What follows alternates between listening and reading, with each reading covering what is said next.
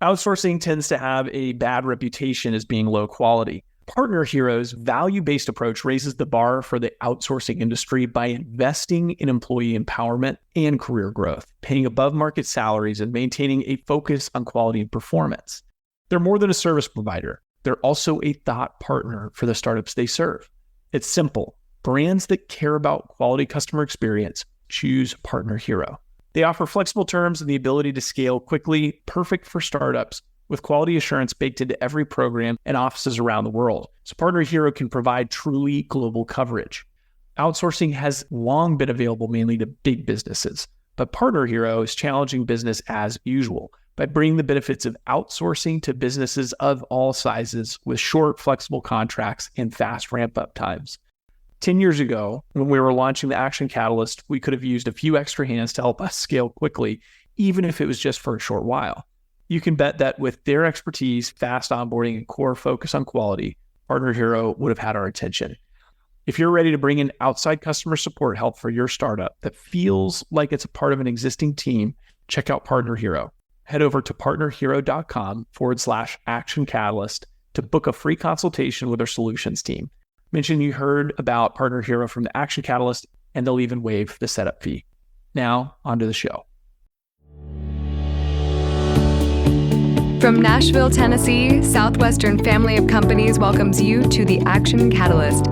Each week, we share insights and inspiration from movers and shakers in the world of business.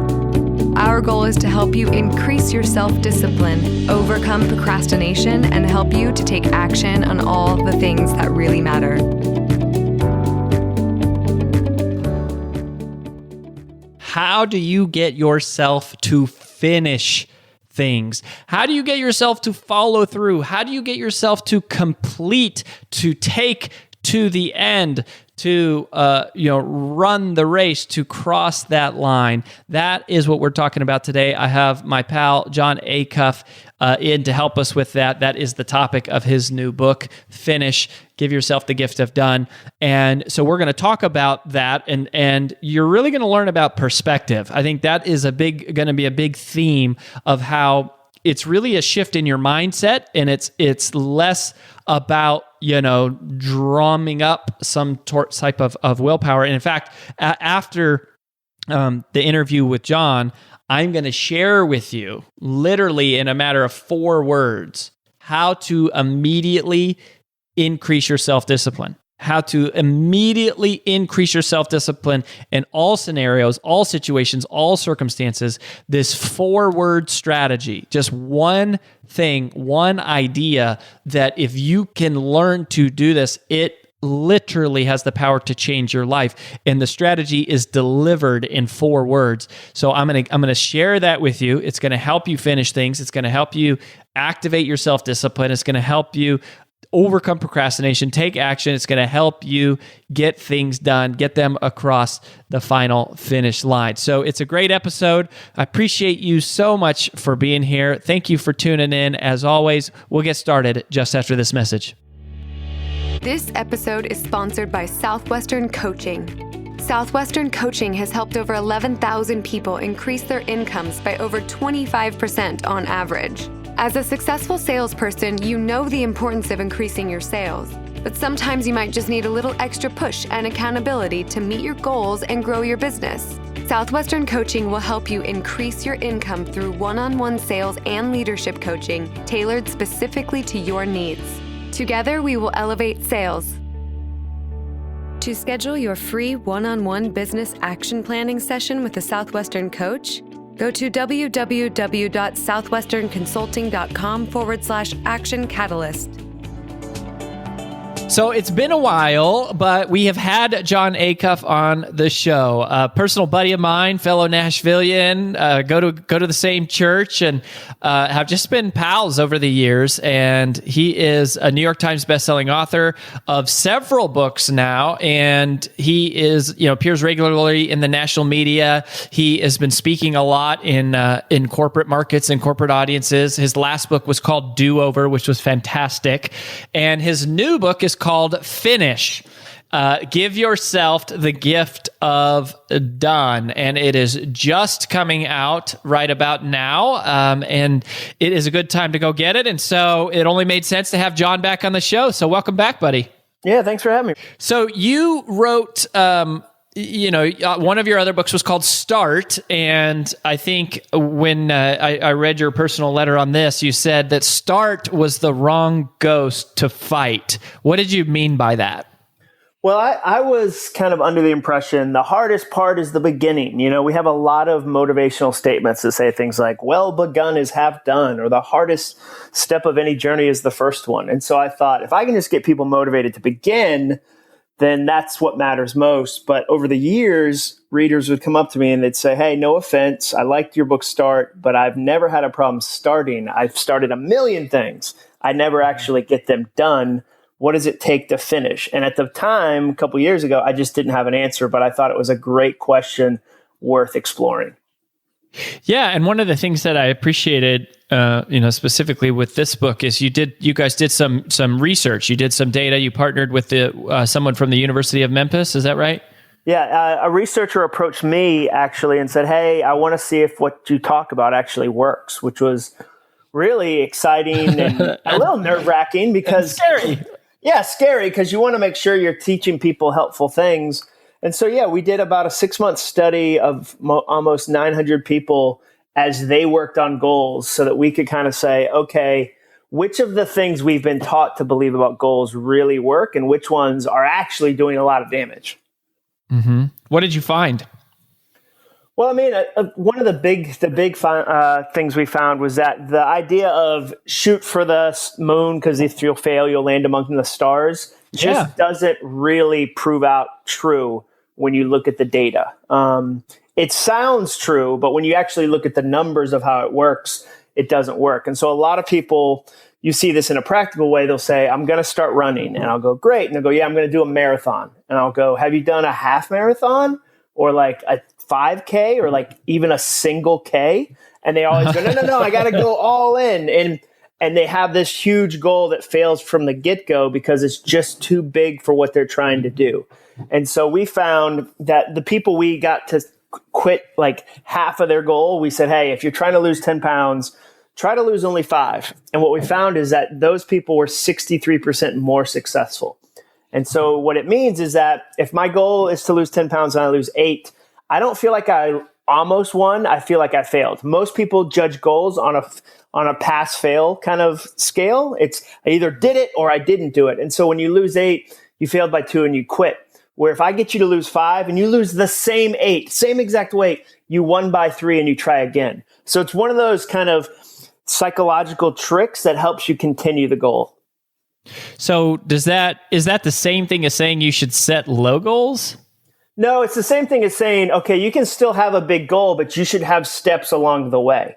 So the big thing was saying, okay, like from a corporate perspective, because I speak to a lot of companies, they don't want to hear cut your goal in half. And there's a lot of goals you can't cut in half. What they need to hear is have an environment where people get to be honest, where a leader doesn't say, we're going to double revenue by $2 billion. I just met with somebody who works with a lot of CEOs, and he said, we have a new CEO that's taking the role in 1 year, and they've already launched a really aggressive campaign to try to look like they know what they're doing, but it's going to fail because it's too big.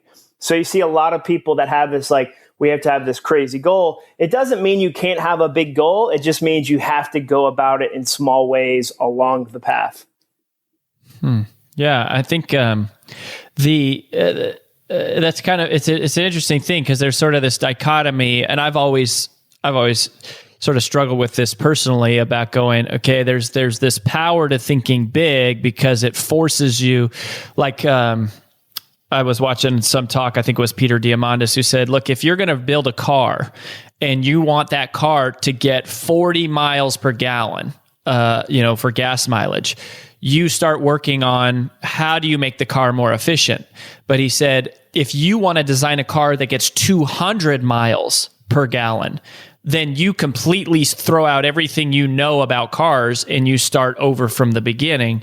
And the point that he was making was that like when you go to solve a bigger problem, you have to think completely differently. So on one end of the spectrum, it's like, that's really powerful. On the other end, I think is what you're talking about here, which most people don't get past. I think in your letter you wrote like the first few days of P90X. Most people don't even run the 5K. And so how do you sort of is balance those two ideas? Is that just basically having checkpoints along the way?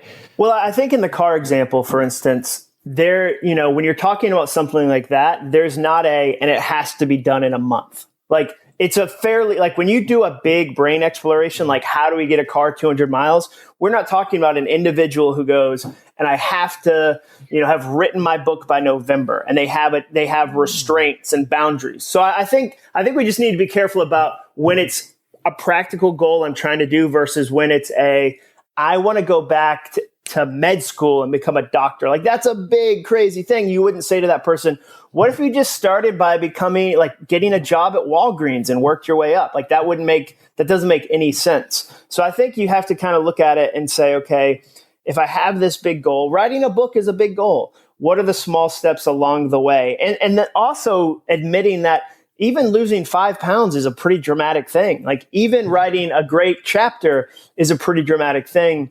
So it always just reminds me, it's a funny example, when I worked with Dave Ramsey, his whole thing that was kind of opposite what people say is that he'd say, if you have five forms of debt, most people would say mathematically, pay off the one with the highest interest. And he says, don't do that. He says, pay off the smallest one first and use the momentum of that to build, a debt snowball.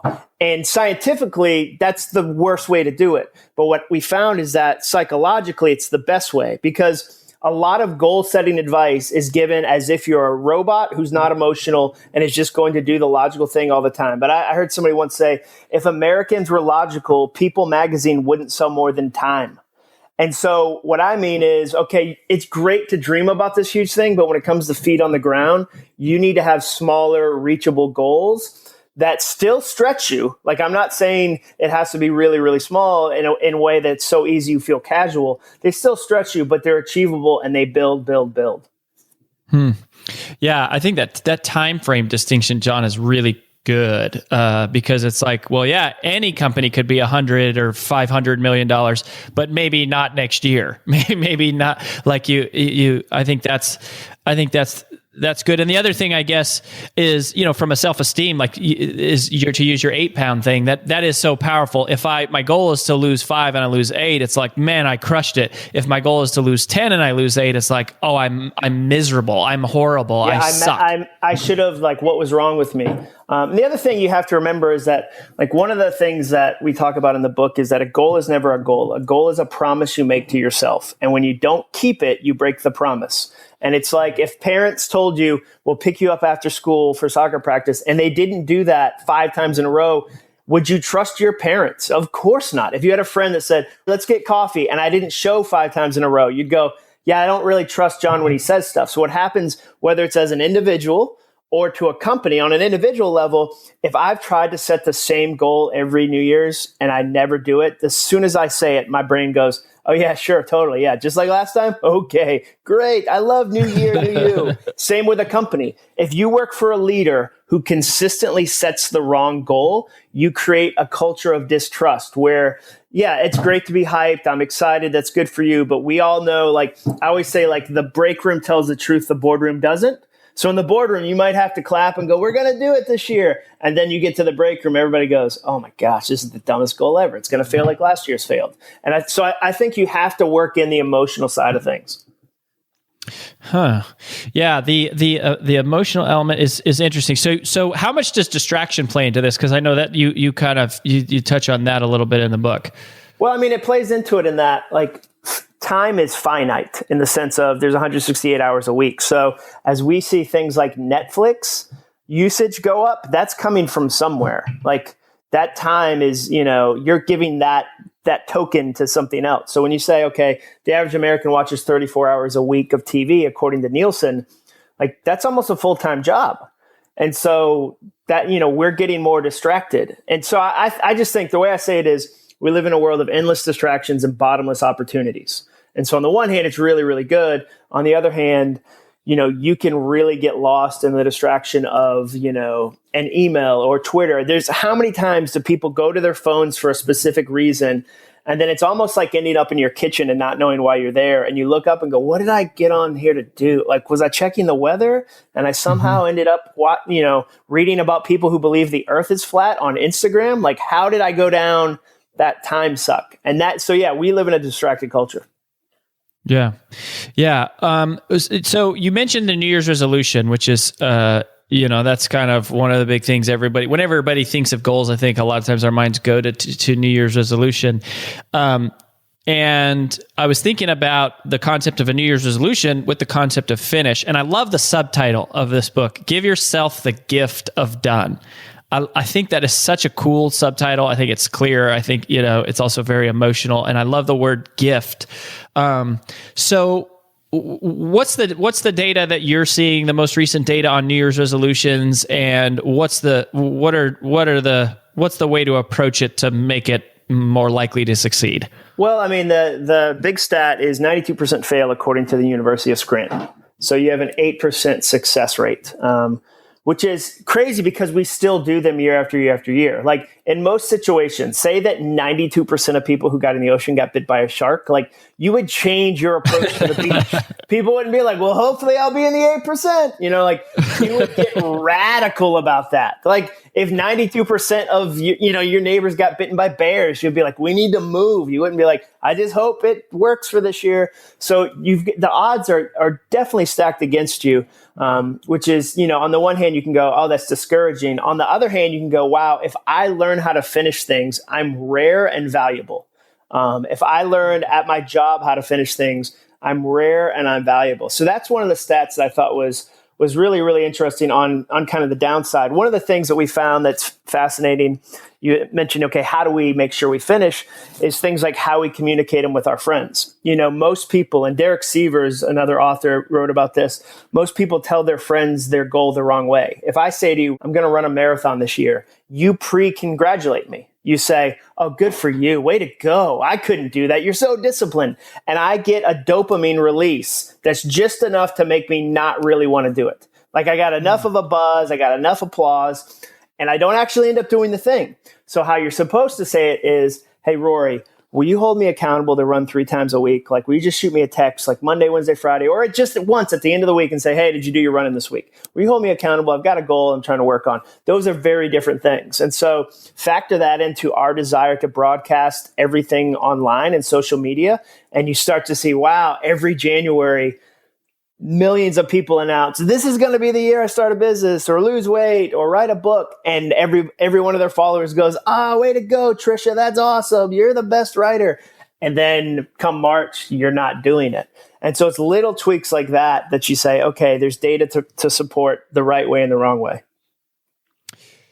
So in the vein here of the strategies, because you go through some actual finish strategies, you kind of briefly mentioned the cut in half and then what to bomb. Can you kind of walk us through those? Like if somebody's listening right now and they go, oh my gosh, like this is me. I have a million new business ideas that are started, they're not completed, or I have, I've got 4 different books open that I've started reading and none of them are finished or whatever. What are some of the actual practices that they can start to do beyond just how they set and communicate goals? Yeah, a practical thing is to choose what you're not going to be good at during a period of working on something else. The problem, a big goal with this book was to take popular ideas and to see if they're true. So one popular goal setting idea is if you read a lot of goal books, they'll go, oh, you have a financial goal, you should have a spiritual goal and an emotional goal and a relational goal and a health goal. And they say, here's the 7 factors of life, have a goal for each. Where like, if you told me, John, I'm going to learn German, I wouldn't say you should learn 6 other languages at the same time. Like you should learn Spanish and Swahili and Norwegian. Like that's too much. And so what happens is we try to do more than we're capable of. And we feel like huge losers. So for instance, when I had 2 kids under the age of 3, I didn't care about my yard. Like my yard had a lot of weeds and it didn't look good and it wasn't in shape. I just didn't care because I knew this wasn't a season when I was going to worry about that particular part of my life. So when you're training for a marathon, when you're trying to write a book, you have an option. You can choose shame or strategy. Shame means you try to do it all. you have tremendous mom guilt. You see every other mom online who looks like they have their life put together, and that's shame. Or your strategy is, for the next month, I won't do these 3 things well, and that's okay. And I'm going to pre-forgive myself. My favorite example, a woman in the book who's a mom, busy mom, works, has a full-time job. She said, when I've got a busy season at work, the kids know the clothes get clean, but not folded and put away. And the kids know meals get made, but they're not fancy. They're pretty simple. It's hot dog season. And so she has a realistic approach to, I'm not going to hold myself to the same standards with this new thing I've got going on. Like, that would be failure, and I wouldn't be able to get it all done. So that's kind of one of the things you can do, is deliberately say ahead of time, for this next 30 days or 60 days, whatever your time frame is, these are the things I'm not going to sweat a lot. Shonda Rhimes, who just signed a humongous deal with Netflix. She did Scandal, all these other shows, says when she's running a show, like when she's producing a show, she doesn't get to the gym much, and she knows that. So she could either go, it's so weird, I'm working 16-hour days and not able to get to the gym, or she could go, for the next 3 weeks during sweeps, I'm not going to get a lot of gym time. I'll get a little, but not a lot. I'm not going to feel ashamed. That is very practical. And it's funny how most of this is just really a shift in perspective. It's kind of like if you hit 8 and you were shooting for 5, you feel good, versus 10. And then also, like in this example that you use with sort of the difference, I like this distinction between shame and strategy. It's like, on the one hand, I go, oh my gosh, I'm a crappy mom because I'm feeding the kids whatever, like quick meals, versus strategy. So is a big part of this just reshaping the perspective and how you see things? Yeah, I think it could be a gigantic part of it. I think often we want complicated solutions, in part because then we don't have to do them. So when somebody says to you, I want to get in shape. Well, I mean, that's just true. Like, somebody says, I want to get in shape, and you go, okay, here's what you do. Eat less, move more. They go, no. I need to do like a Pilates, CrossFit, like super gym, and like weigh every gram on a scale. And you go, well, you're not going to do any of that. Like, just do this simple thing. And so, I mean, I love, you and I are similar in that. Like, a lot of the way we look at life is to go, I'm going to look at that upside down and see if it's better, different, challenges people. I mean, my favorite example of that, I recently read a book, Instant Influence. And I thought it was brilliant. And the whole thing he says is, if I'm trying to get somebody to do something, it's how you frame it. So if I was trying to get you to run a marathon with me, and I said, on a scale of 1 to 10, how likely are you to do the marathon with me? And you said, less 3. than 0. Yeah. Well, let's say you said 3. And I said, okay, most people then go, why didn't you pick higher? And when you do that, you ask the person to brainstorm negativity. You go, why do you not want to do it? And it forces me to come up with even more reasons. So what he says is, why'd you pick 3? You could have picked 2 or 1. Why'd you pick something so high? And it forces you to go, well, I guess I would like to get the medal, or like I would like to spend the time talking and training.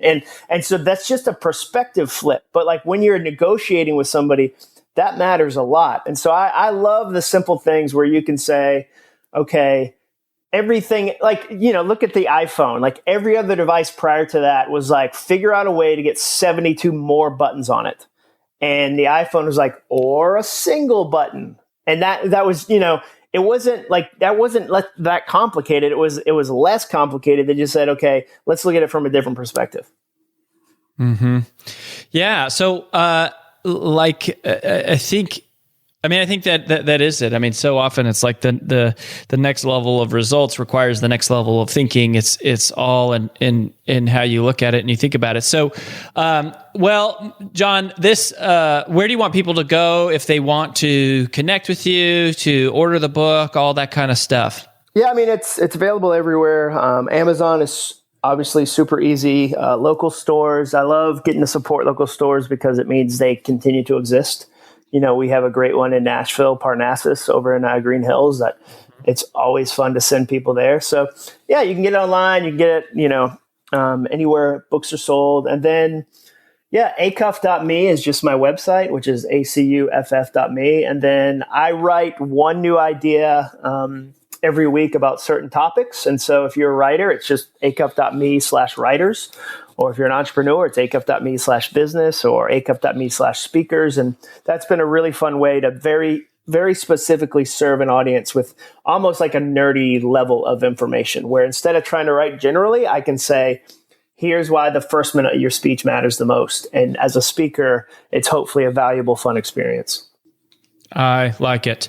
Jon Acuff is who you're listening to, New York Times bestselling author. The book is called Finish, Give Yourself the Gift of Done. Acuff.me is where you go to get it. We'll put links to that in the show notes. Jon, buddy, thank you for your lighthearted humor and your thought-provoking insight and your constant addiction to looking at things creatively and in a different way, buddy. We appreciate you. Hey, thanks. I appreciate it. Always good stuff there from my friend Jon Acuff. And, I love the theme of finish. I don't think we talk about that enough.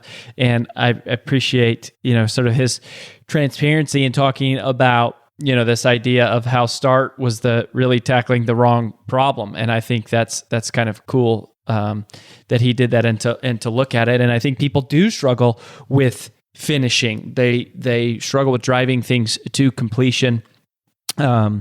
And it's sometimes just more exciting to have new ideas and start new things than to really, focus in and drive it and make it happen and take it to the finish line. We at Southwestern Consulting, I've talked over the years about our global rebrand that's been happening. We've been working on it, and man, it's been such a beast. And this last Friday was exciting because we rolled out individual websites, microsites for every single one of our consultants. So we created a platform for each of them to now start building an audience and nurturing it and driving leads for their business. And that's just on my mind is like, man, it's been such a monstrous project over the years.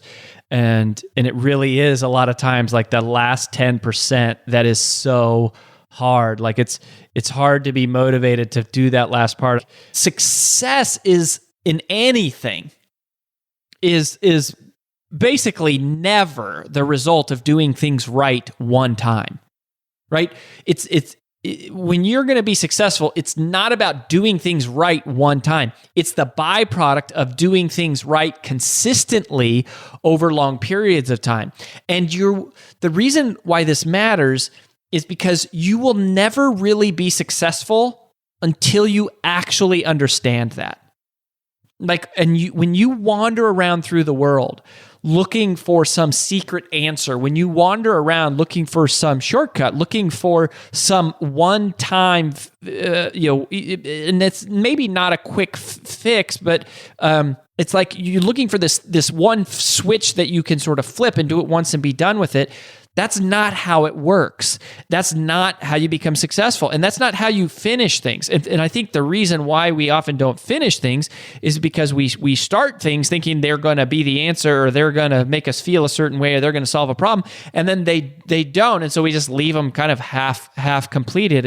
It's related to the same, like we go on this journey to, I want to find an answer, and if I don't find the answer I'm looking for, if it doesn't turn out to be as fun as I wanted it to, then I just sort of like stop.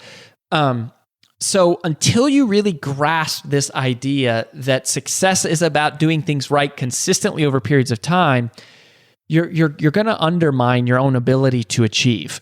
You're going to basically waste potentially years of your life looking around for answers that are looking for answers that aren't really there. I mean, you'll find plenty of people to give you a bunch of stuff that doesn't really work. It's not really sustainable. It's not really substantive. I mean, there's plenty of people out there willing to make a buck off of selling you a quick fix and a short-term solution.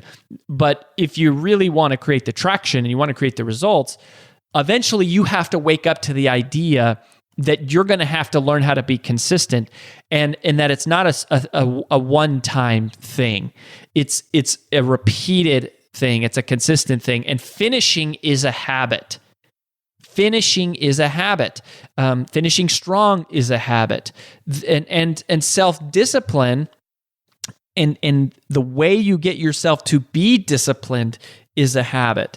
But it's not what you think. So that said, giving you some of the backdrop of the context of the answer, it doesn't mean the answer that I'm going to share with you here isn't powerful, because it is a simple answer. It is the same answer in every situation. So in other words, if you understand this one thing, then you can always apply it. It's not something that you learn once, and just because you learn it, then you're good forever. You have to apply it over and over, but it's the same thing that you have to do over and over and over again. So in that way, it is something that if you can learn to do it once, and you know what it is, and then you know how to do it once, and then you can get yourself to repeat that over, have it consistently over time, it will bring you the success that you're looking for. Which, by the way, this is why our core business at Southwestern Consulting is one-on-one coaching, because we know that what people really need help with is not learning one time what they should do. Okay, they do need that, and we teach them that.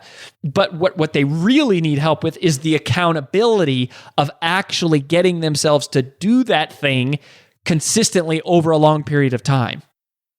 Right? And so sometimes, like, if people get into coaching and they're like, oh, well, this isn't working out, if they're thinking like, oh, I'm going to learn the secret here that I don't know, that's not what it's about. It's not learning that thing. I mean, some of it is learning, and knowledge creates confidence, and knowledge, does a lot of cool things and gets you excited and stuff. But at the end of the day, it's the accountability to actually getting yourself to do the thing that matters. How do you immediately increase your self-discipline? How do you immediately increase the likelihood that you'll get yourself to do the things you know you should do that you don't feel like doing? It is super simple. Okay? So you ready for it? Here it is. You think longer term. That's it. You think longer term. That, if I had to boil it down into one strategy, one technique, one thing that if you did this habit and you did it over and over and over, it would immediately increase your self-discipline. Now, you can't do it once and have it permanently increase your self-discipline, but you can learn it once and then do it over and over. And it is the one thing that makes the difference, because anytime you evaluate a decision in the context of what feels good here and now, you're always going to gravitate towards doing the easiest thing. When you have a short-term perspective, you will always gravitate towards doing the easiest thing. But anytime you evaluate a decision in the context of what is going to make tomorrow better, tomorrow easier, tomorrow more fruitful, to making the future better, the future easier, the future more fruitful, then in those cases, your willingness to endure sacrifices increases. And this is really important, because often people who struggle with self-discipline, we think that we don't have enough discipline. We think that we don't have enough willpower. We think that, oh, maybe I'm not tough enough, I'm not strong enough. But that's inaccurate. That's not the accurate way to think about it. The truth is, we have plenty of self-discipline. It's just that self-discipline becomes dormant in the absence of a dream. Self-discipline becomes dormant in the absence of a dream. So it's not really a matter of increasing your self-discipline or raising your willpower or anything. It's more a matter of activating it. It's already there. And as you get clear on what you want in the future, your energy activates for what you can endure right now. But if you're not thinking about the impacts on your future, then what you default to is thinking about what creates the best situation right now, which is usually indulgence, right? Some sort of indulgence is going to make you feel better now. It's going to make you feel good now. But that's the paradox principle of sacrifice, that easy short-term decisions create difficult long-term consequences. Meanwhile, it's the difficult short-term decisions that are difficult short-term choices that create easy long-term consequences. So the mechanism for activating your discipline, for activating your endurance, for activating your willpower, it's not increasing it. It's not like you don't have it and you need to find a way to build it. It's there. It's just sitting dormant. So the way you turn it on, the way you inspire it, you breathe life into it, the way it comes to life is by thinking longer term. Because when you think about what you want longer term, then that connects the dots back to what you have to do right now rather than what you want to do right now. So it's not as much a matter of how much willpower do you have. That's not it. It's not about how much discipline do you have. It's not about how tough are you. It's a matter of how long is your perspective. And how clear are you on what you want in the long term? And the amount of our endurance is directly proportionate to the clarity of our vision, because as we see that picture clearly, then we are willing to endure more right now. So it's a matter of how long is your perspective, how clear is that perspective, and what is that long-term perspective all about? It's all about finishing, right? You're thinking about the end product. You're thinking about the final goal. You're thinking about where you want to be. People who do that finish things. People who don't do that, they start a bunch of stuff. They start things because it feels good to start stuff. It feels creative. It feels inspiring. It feels fun. But then the moment all those feelings wear off, what happens? The project dies and it sits dead. Boom, nothing is happening. It's because it's no longer delivering to us what it once was. But finishing is when we're thinking longer term and we engage into commitments and decisions and choices and resolutions and habits and actions based on a long-term perspective. Those are realized by crossing the finish line, and we endure the short term. And as you start to get closer and closer, to the finish line, you can see it, you can smell it, and you're getting closer to your goal. So the permanent solution that is immediately available to you for increasing your self-discipline is to think longer term. But you can't just do it once. You have to do it every time you're confronted with a decision about whether or not to be disciplined. You have to do it every single time when you're choosing between doing what you want to do and what you need to do, when you're choosing between the hard right and the easy wrong, when you're choosing between the short-term indulgence and the long-term sacrifice.